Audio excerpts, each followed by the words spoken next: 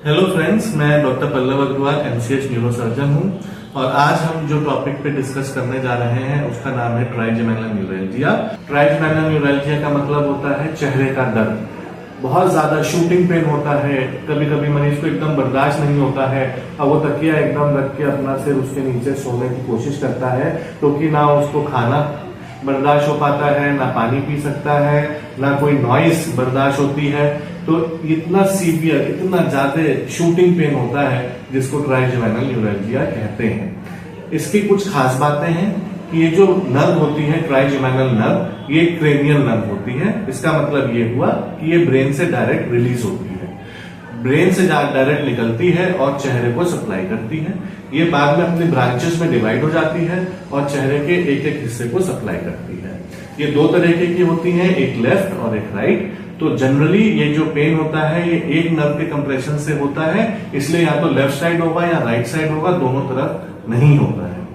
दूसरा, ये चेहरे के किसी एक पर्टिकुलर हिस्से पे ही दर्द करेगा, चाहे अपर थर्ड या मिडिल थर्ड या लोअर थर्ड, पूरा एक साथ साइड में असर नहीं करता है इसका इफेक्ट। तो ये भी बात बहुत जरूरी है। तीसरा, इसका जो पेन होता है जनरली लोग कंफ्यूज हो जाते हैं कि it may be because of teeth, dental pen. Dental pen के जो पेन होता है उसको भी यही नर्व्स कैरी करती हैं, इसलिए कभी कभी कंफ्यूजन हो जाता है कि ये डेंटल पेन है या फिर ट्राइजेमिनल न्यूरैल्जिया है। तो कुछ डिफरेंस हम बता सकते हैं कि अगर डेंटल पेन होगा तो इतना ज्यादा खाने में या पानी पीने में दिक्कत नहीं होगी जितना ट्राइजेमिनल न्यूरैल्जिया में होता है।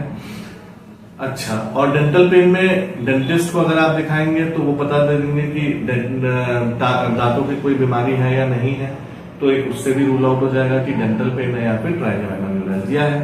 तीसरा, इसमें कभी कभी फेशियल सिम्टम्स भी आते हैं, फेशियल नर्व के भी सिम्टम्स इसमें एसोसिएटेड हो जाते हैं, जिसमें अगर इसको पेन होता है तो कभी कभी स्वेटिंग बहुत ज्यादा उस एरिया में होती है, जो कि डेंटल पेन में नहीं होती है।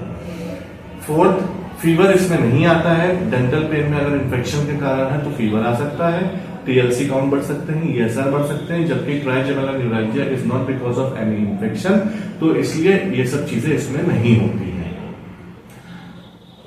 डेंटल पेन जो होता है वो स्पॉन्टेनियस होता है और कुछ ही दिन के लिए होता है, मगर ट्राइजेमिनल न्यूरैल्जिया है ये लाइफ लॉन्ग भी हो सकता है, बहुत सालों तक परसिस्टेंट रहता है और इसका कोई कारण नहीं मिलता है। अब मैं आशा करता हूं कि जो डेंटल पेन है और ट्राइजेमिनल न्यूरैल्जिया है इसके बीच में जो मैंने डिफरेंस बताया वो आप लोग को अच्छे से समझ में आ गया होगा। अब अगर आपकी डायग्नोसिस है ट्राइजेमिनल न्यूरैल्जिया, अगर आप न्यूरोलॉजिस्ट के पास जाते हैं और वो कहते हैं कि ये बीमारी ट्राइजेमिनल न्यूरैल्जिया है, तो फिर क्या करना चाहिए, इसका क्या समाधान? तो कुछ ट्रिगर पॉइंट्स होते हैं जिसको हमें अवॉइड करना चाहिए, जैसे एक्सेसिव कैफीन, एक्सेसिव टी, ये अवॉइड करनी चाहिए। बहुत नॉइजी सराउंडिंग्स को अवॉइड करना चाहिए। एकदम सन की जो रेज है वो एकदम फेस पे ना पड़े, इसका ध्यान रखना चाहिए। तो ये सब नर्व्स को इरिटेट करती हैं, वो सब नहीं होना चाहिए। दूसरा, अपना डेंटल चेकअप जरूर कराना चाहिए, क्योंकि अगर दांतों में भी प्रॉब्लम होगी तो ये भी एग्रेवेट हो जाता है इसका पेन। तो ये कुछ बातें हैं जो कि देखनी पड़ती हैं और उस पर ध्यान देना पड़ता है, जिससे इसकी फ्रीक्वेंसी बढ़े ना।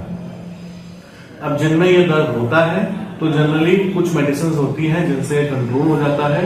हाँ, मगर ये है कि क्योंकि ये ऐसी बीमारी है जिसका कोई डेफिनेट ट्रीटमेंट नहीं है, तो मोस्टली ये लाइफ लॉन्ग भी मेडिसिन चल सकती हैं।